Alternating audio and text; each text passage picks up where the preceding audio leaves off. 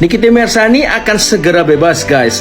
Kira-kira diperkirakan 90% kemungkinan daripada Nikita Mirzani akan bebas. Kenapa saya begitu yakin bahwa Nikita akan bebas?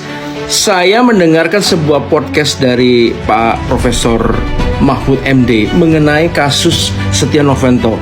Di dalam kasus Setia Novanto ada sebuah bukti rekaman tanpa izin elektronik, dan itu digagalkan, dan itu tidak bisa menjadi sebuah alat bukti di dalam persidangan. Saya tidak tahu apakah kasus Setia Novanto itu bisa diterapkan di dalam kasusnya Nikita Mirzani dengan konteks yang sama, bahwa seseorang atau dokter DRG merekam secara tiba-tiba dan tidak diberikan izin, ya kan, tidak memiliki izin untuk merekam pembicaraan antara mereka berdua, antara Mail dengan DRG. Nah, ini akan menjadi seru, guys, dan aku mau pertunjukkan ya statementnya Profesor Mahfud MD. Check it out.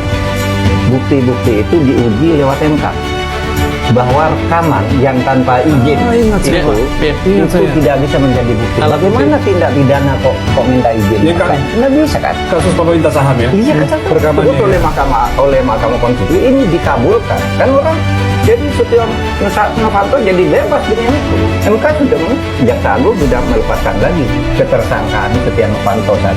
Dengan digagalkan alat bukti itu, sebenarnya kata Pak Mahfud dibebaskan tuh, kan? Nah, aku nggak tahu ya. Sekali lagi gitu loh. Jadi kalau misalnya kembali lagi ke kasusnya Nikita, kalau aku melihat dari awal bahwa kasus ini memang kasus yang dipaksain, ada tangan-tangan yang kuat, sudah dipastikan kemungkinan besar, dan sidang ini akan menjadi sidang yang apa ya, menurut aku sidang permainan ya, karena sidang ini sangat dipenuhi dengan hal-hal yang buat aku itu nggak masuk akal, ya kan? Dan tentunya saya berharap, dan desas-desus ataupun info-infonya bahwa Nikita akan segera dibebaskan untuk hukuman atau tahanan rumah, mungkin akan segera